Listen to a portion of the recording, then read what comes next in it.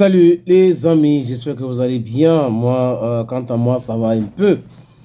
En fait, nous tous, nous avons vu avec stupéfaction ce qui s'était passé le week-end dernier à la Maison Blanche, au bureau ovale à Washington, où on a quelqu'un que je vous dis ici tous les jours qui est un commandeur professionnel. Il passe son temps à commander. Il commande. Parce qu'en réalité, son pays n'a rien. Et son pays n'est rien, et lui-même il n'a rien, et lui-même il n'est rien. Et au lieu de se comporter comme un bon commandeur, qu'est-ce qu'il fait? Il arrive et il pense qu'il est incontournable, on doit l'aimer. Vous savez pourquoi, les amis? Il va aller pas à pas. Volodymyr Zelensky, au début de la guerre en Ukraine, ce que les Russes appellent l'opération spéciale, a voulu négocier. Il y a eu Minsk, après il y a eu Istanbul. La personne qui est venue à Kiev demandait à Zelensky de ne pas signer cet accord de traité de sécurité avec la Russie, c'est Boris Johnson. C'était un traité de la sécurité et on parlait de la neutralité permanente. Voilà, la neutralité permanente de l'Ukraine. Le chef d'État russe, Vladimir Poutine, a même montré ce document-là aux chefs d'État africains qui sont arrivés à Kiev et ils avaient été humiliés à Kiev. Et Vladimir Poutine les avait accueillis avec beaucoup de respect. Il les a montré le motu de ce document-là. Zelensky, flatté par Boris Johnson, un va-t-en-guerre, un néo-libéral. Zelensky, trompé par qui encore? Par Joe Biden, qu'on appelle Joe Biden, pour des raisons que je vous ai déjà expliquées ici. Joe Biden, vice-président, quand il y a eu 2014 sous ce coup d'État de Soros et Victoria Nuland, Barack Obama ne voulait pas gérer les histoires de l'Europe parce que Barack Obama fait partie des premiers présidents américains qui avaient déjà commencé à enlever les Américains en Europe pour se consacrer du côté de la Chine. Et il a laissé ce dossier-là, le dossier ukrainien, entre les mains de Joe Biden.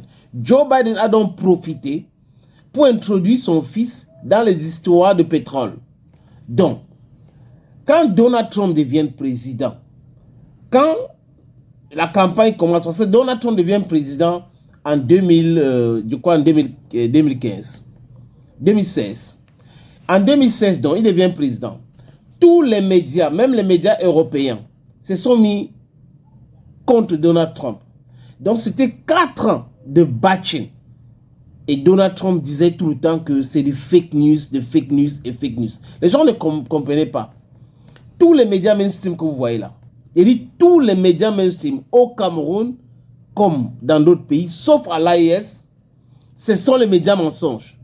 Ce sont les médias qui sont utilisés pour manipuler la masse, pour raconter des boubas, pour raconter des bêtises à longueur de journée.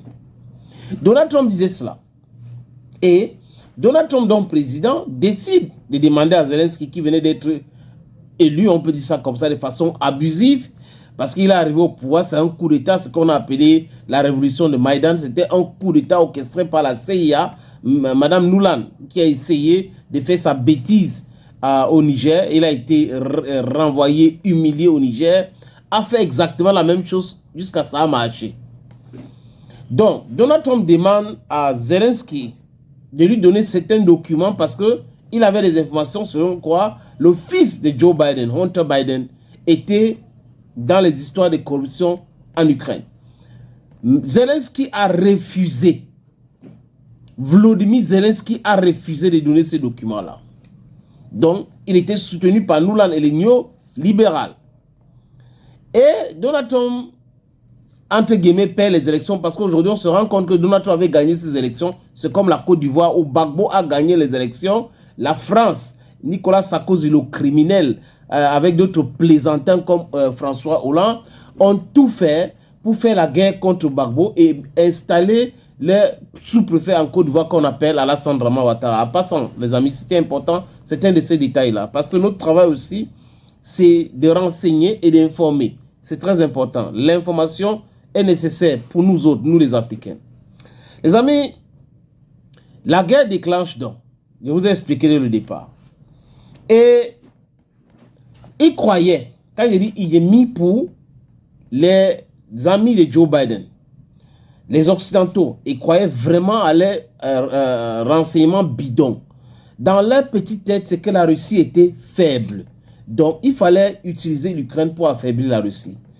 Pour ceux qui suivent l'actualité, en 2007, à Munich, lors de ce sommet de sécurité où J.D. Vance a dit aux Européens que votre ennemi, ce n'est pas la Russie, votre ennemi, ce n'est pas la Chine, votre ennemi, c'est vous-même. C'est en Europe qu'on ferme les médias, C8 par exemple. C'est en Europe qu'on ferme les médias, Russia Today par exemple. C'est en Europe qu'on refuse que les gens pensent autrement. C'est en Europe et il prétend être démocrate, les droits de l'homme, pays de ceci. On a des plaisantins.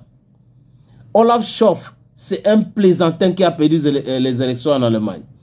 Macron, c'est un plaisantin qui a perdu les élections législatives en France. Kestem, il est en train de jouer. Je vais vous expliquer pourquoi il dit cela. Il est en train de jouer avec ce gars.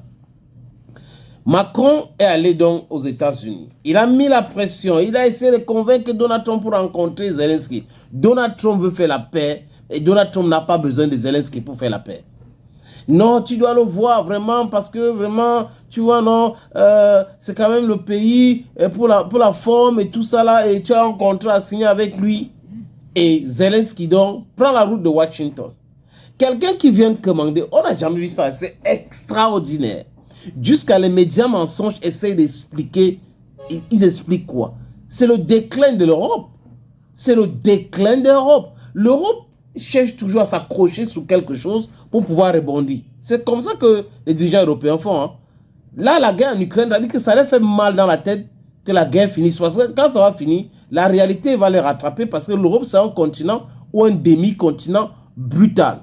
Parce qu'il n'y a pas un continent qu'on appelle l'Europe. Pour ceux qui ont fait la géographie, il n'y a pas un continent qu'on appelle l'Europe. C'est Euro-Asie. C'est Euro-Asie, les amis. Donc, dites ça aux enfants parce qu'on a des gens qui veulent tromper le monde entier avec les histoires continent européen. Ça n'existe pas un continent européen. C'est Euro-Asie. On a l'Europe de l'Est, l'Europe de l'Ouest et l'Asie, donc Europe-Asie. Bref, les amis. Le monsieur part donc avec le document, pile de documents entre ses mains. Je vous recommande aussi ce livre, hein, c'est aussi très important, L'œil critique. Il arrive à Washington avec son pullover. Et Donald Trump commence à dire, mais il s'est bien habillé aujourd'hui. Et après, un journaliste, avant que le clash ne commence, lui demande que pourquoi tu ne portes pas la veste? Pourquoi tu es venu au bureau ovale à Washington sans veste et tout ça là? Tu vois pas que tu manques de respect à ces bureaux? Il dit non, nous sommes en guerre. Je crois que quand la guerre va finir, je vais porter la veste peut-être plus cher ou moins cher et tout. Les gars, moi, un plaisantin, un tintin. Un tintin qui arrive quelque part pour commander.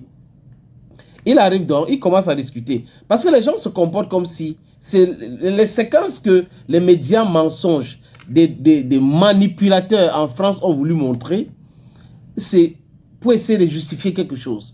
Mais Donald Trump a insisté avec ce plaisantin, avant de faire allumer les caméras, que il faut la paix, il faut la paix, il faut les compromis. Il a voulu pousser Donald Trump à insulter Vladimir Poutine.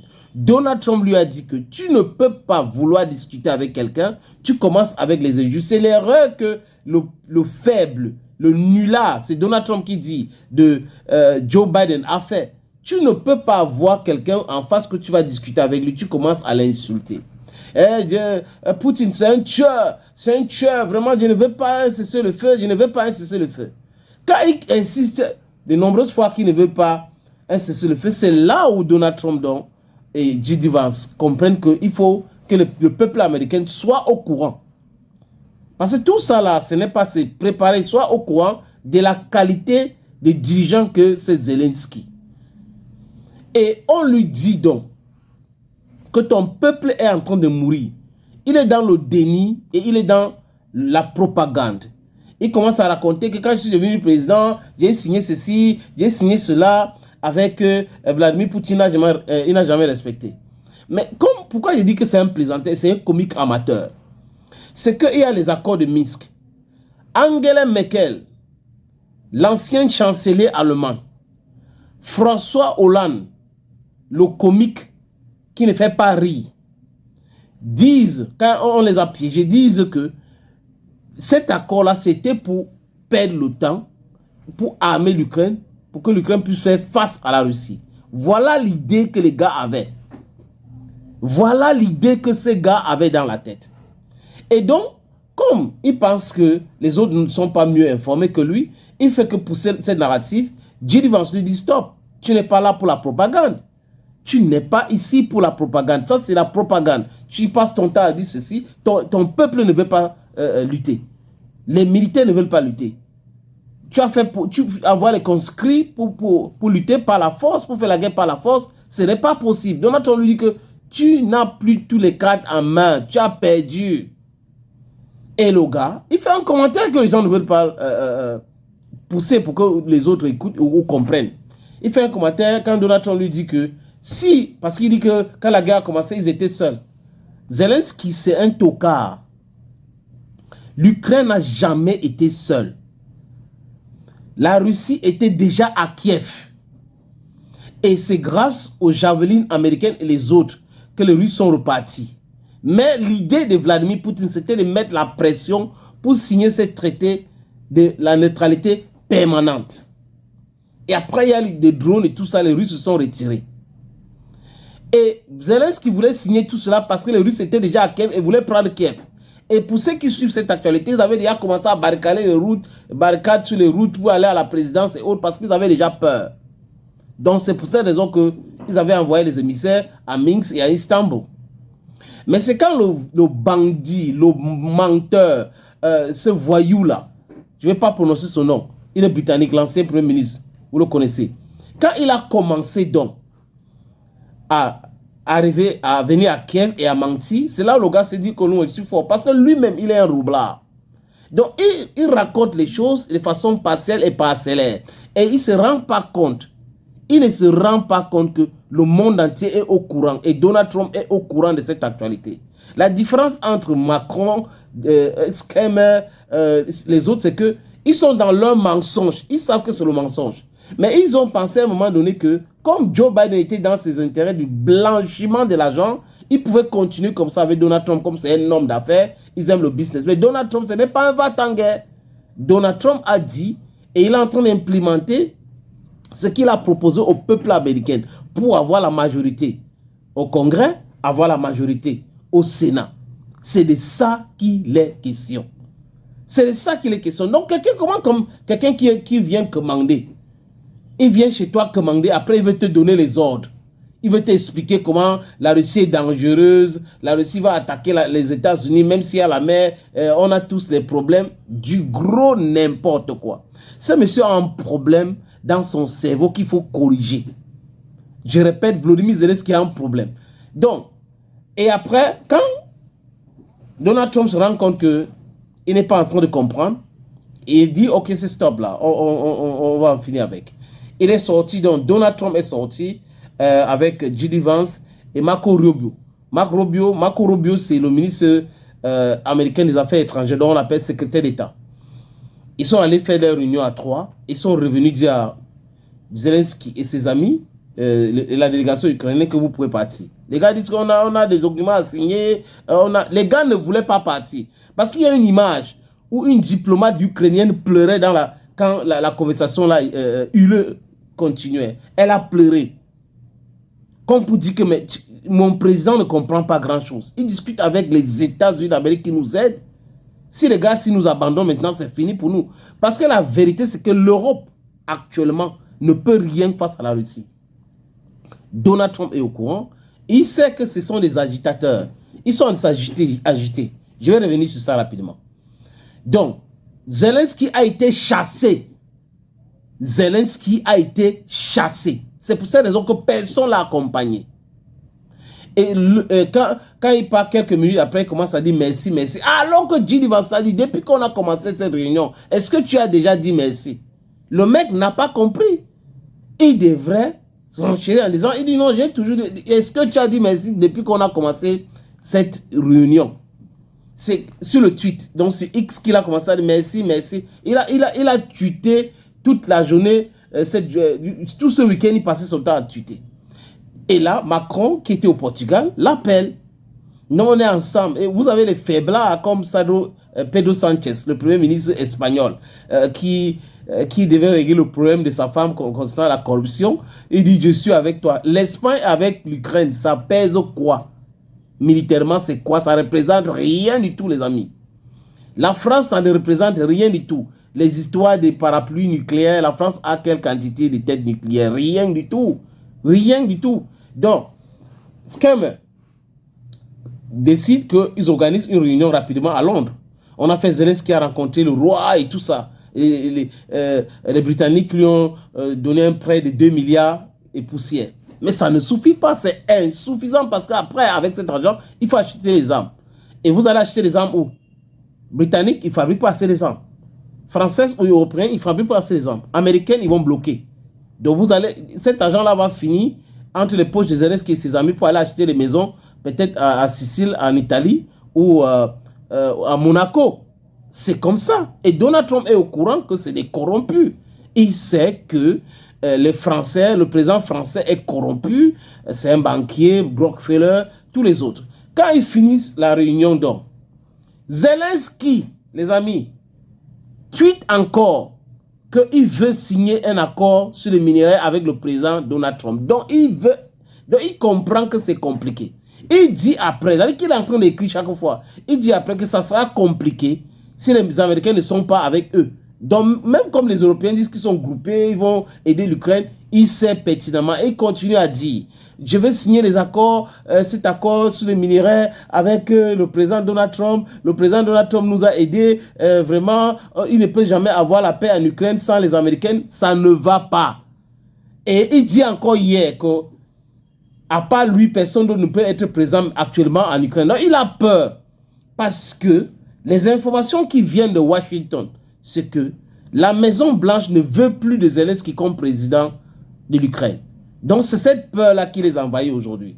Et Macron, qui s'est précipité pour aller dans le journal Figaro, pour ceux qui ont regardé Figaro, même en ligne, vous pouvez aller regarder, il essaie d'expliquer qu'ils ont un projet pour proposer 1 mois de cesser le feu dans les airs, dans les mers et tout ça. Mais Macron, ils ont leur projet.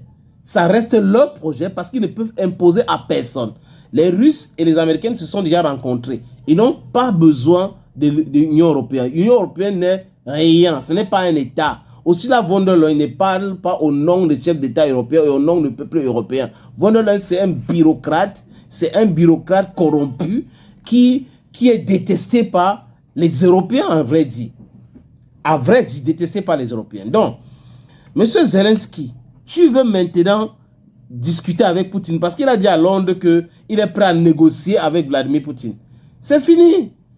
Viktor Orban vous a dit, après cette clash-là, il a dit que l'Ukraine a déjà perdu, les Européens ont déjà perdu et que c'était quand même un non-sens de rester et penser qu'on pouvait étendre l'OTAN partout, encercler la Russie avec l'OTAN sans que la Russie ne réagisse. Vous voyez que même aujourd'hui, l'OTAN ne représente rien sans les Américains. Ils sont super, hyper faibles. J'ai dit super, hyper faibles. C'est très compliqué pour eux. Donc, Zelensky veut rencontrer encore Donald Trump. Il veut faire tout pour rencontrer Donald Trump. Donald Trump, je répète encore, a été élu pour faire la paix en Ukraine. Pour faire la paix. Donc, il est là pour faire la paix. Il n'est pas là pour faire la guerre. Donc, les gars, ils vont en guerre là. Et là, monsieur Macron, le président le plus idiot même, qui pense qu'il est intelligent, il vient, il explique 1 mois de cesser le feu, patatri, patata et autres. Qu'est-ce que t'aimes? Ce sont ces ministres qui ont commencé à dire que non, non, non, non, on n'a pas dit ça, on n'est pas d'accord avec ça. Et les Britanniques disent que ce qu'ils ont discuté à 15 là, il faut proposer ça à Donald Trump. C'est ce que les Britanniques disent. Il faut donc proposer ça à Donald Trump. Donc, tout ce qu'ils ont fait à Londres là, d'abord, ils ne s'entendent pas. Quand on parle de la défense européenne, on va produire, qui va produire la France? Est-ce que les Polonais vont acheter les armes françaises? Est-ce que les Allemands vont accepter? C'est ça toute la complexité. Et les Américains savent que les gars là ne peuvent pas s'entendre. Il suffit de les effrayer un peu. Vous allez voir comment les Allemands vont commencer à dire non, non, non, on n'est pas avec les Français, on n'est pas. Donc Macron veut se montrer comme, il veut montrer comme s'il est le dirigeant européen maintenant, c'est lui le leader naturel. Non, la France ne représente rien. Emmanuel Macron, l'Afrique est déjà partie. Le pillage de l'Afrique, c'est ils se forgone. Tu vas continuer en Côte d'Ivoire, mais le Oudi de Mama, Laurent Gbagbo, il va gagner les élections dans ce pays et vous allez partir. On va arrêter ça. Même au Bénin, M. Talon, qui est un sous-préfet français, va partir et on va arrêter avec ça. Vous voyez donc, les amis, que ils ont fini leur réunion à Londres. Zelensky dit toujours qu'il veut rencontrer Donald Trump. Donc, c'est comme s'il prend des substances non contrôlées. Donald Trump ne veut pas rencontrer ce mec. S'il rencontre Zelensky, c'est pour la capitulation de l'Ukraine. Simplement, il n'y a pas d'autre option. Parce que si les Américains veulent faire les affaires dans le Donbass où il y a les minéraux, ils vont toujours faire ça là-bas. Ils n'ont pas besoin. Et les Ukrainiens vont rembourser l'argent des Américains. Ce n'est pas la blague. Sinon, ils n'ont pas vu la brutalité des Américains. Non, ils doivent rembourser cet argent. Et les Américains ne rigolent pas. Et ce n'est pas Trump qui va rigoler. J.D. Vance aussi, il ne veut pas qu'on lui parle de l'Ukraine. Ils ne veulent plus de cette histoire. Voilà les erreurs de Zelensky. Pendant les élections, il est arrivé aux États-Unis pour aller soutenir la campagne de Kamala Harris. Malheureusement, elle a perdu les élections. Donc, Donald Trump déteste Zelensky. J.D. Vance encore plus. Parce que Donald Trump, pour lui, c'est un peu petit. Hein? J.D. Vance, c'est comme ça, la détestation de Zelensky. Et la détestation des dirigeants européens. Parce que pour J.D. Vance, ces mecs-là sont en train de détruire les valeurs des Caucasiens. Ils sont des ennemis de leur propre peuple. Et c'est un fait. Vous voyez des gens qui s'accrochent sur la guerre pour avoir de la popularité, pour être toujours relevant comme Netanyahou en Israël. C'est comme ça Macron. Macron est détesté par les Français, mais il veut s'accrocher sur les histoires des guerres en Ukraine. L'autre a perdu les élections, je parle de Olaf Scholz. Il y a Metz qui va arriver, mais il veut toujours s'accrocher là-bas pour... Non, non, non, non. Il cherche, c'est-à-dire que la brutalité, quelque chose pour s'accrocher, pour continuer à être relevant. Donc, pour ceux qui regardent les médias mainstream français occidentaux, attention, attention à vous. Donald Trump est comme ça. Ils sont en train de perdre dans les sondages. Quel sondage? Dites pas qui? CNN. CNN est hors sujet totalement. CNN n'est plus regardé comme avant. CNN est considéré comme un média de mensonge. Ouais, un peu. Les gens, pourquoi les chefs d'État qui arrivent aux États-Unis aujourd'hui passent uniquement sur Fox News? Sur Fox News. Donc, vous voyez que les médias qui ont passé le temps à mentir, à manipuler, sont dans le non-sens. Et en France, on a une chaîne qui s'appelle LCI. Les gars n'arrivent pas à sortir de leur stupidité. C'est-à-dire qu'ils sont tellement ridicules et ils font la guerre sur leur propre plateau. Pendant ce temps, l'Ukraine est en train de perdre. La Russie est en train de faire le bilan tous les jours de ce qui se passe là-bas et c'est la destruction totale. Imaginez un seul instant que Donald Trump demande des tanks Starlink. Ça sera le chaos. Les militaires vont commencer à fuir le reste. Ils vont commencer à fuir. Donc, le mec sait, tantôt, je vais discuter avec Vladimir Poutine. Vraiment, je suis prêt à discuter avec Poutine. Tantôt, je vais signer les accords avec le président Trump. Tantôt, parce qu'il sent le danger. Il sent le danger. Et tout ce que vous voyez en Europe là, c'est juste les agitations. C'est des agitateurs. Macron, c'est un agitateur. Kestem, c'est un agitateur. Les autres, ce sont des plaisantins et des agitateurs. Donald Trump a parlé et il a parlé calmement et c'est comme ça. Ils vont se rencontrer avec Vladimir Poutine. Ils vont décider sur la paix en Europe, du moins en Ukraine. À l'heure où je vous parle, les Américains ont 100 000 soldats avec des bases militaires et les missiles avec des têtes nucléaires partout en Europe. Donc vous croyez que c'est avec... Ils vont... Pour déstabiliser l'Europe, c'est rien du tout, les amis. Absolument rien, rien, rien, rien du tout.